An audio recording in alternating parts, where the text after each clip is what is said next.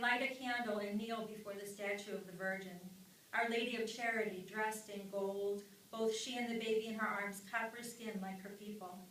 At her feet, the three Juanes, those fishermen before whom her effigy miraculously appeared 400 years before, look to her with the same wonder I brought with me from Ohio. What to say to this figure I've come all this way to know, how to articulate a longing that is beyond words. All I know is that there is something out there in the world, some secret about being a woman, about being me, and the closest I can get is to open my hands and ask that someone show me the way.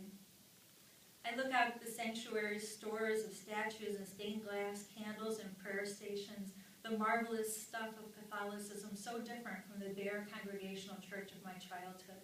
I remember a single crucifix stripped of its flesh, Mary all but absent. We pulled her out at Christmas to round out the creche scene, but otherwise she remained silent, her role in the drama of God requiring that she be receptacle, not participant.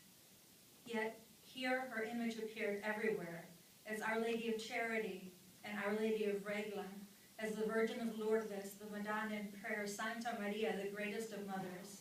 At the main altar, Our Lady stood above the sun, occupying the largest, most central spot in the cathedral as patron saint of an entire island. We're a country of believers, I heard from taxi drivers and shop owners, and whether or not we are religious, we believe in Our Lady. How to make room for an idea of the feminine that was this large. In 5 months I would turn 50. Surely it was time to feel like a woman.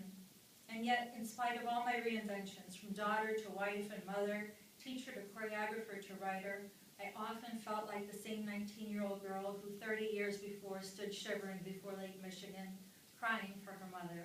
That tether that holds one in place, that voice that says, shh, I've got you. No matter what, I will not let you go. I watch as Our Lady's devotees genuflect before her. I mouth their prayers in my own language.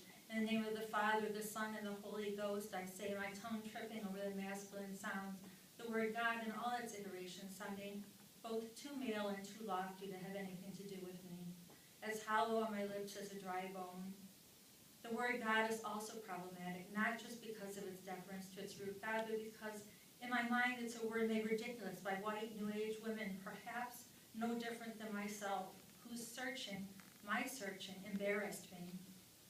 We seem to have lost both context and claim to her. The word God is floating in a bubble of distant imagery, fat Neolithic artifacts uncovered in Germany and France, an ancient Venus with enormous breasts and hips, her secrets long ago buried with her people, only the artifact remaining, reminding us her longing to understand something we could no longer name.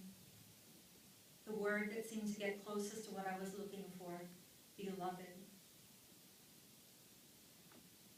I stare at the statue before me. Our Lady is a slab of wood, painted and clothed, a doll,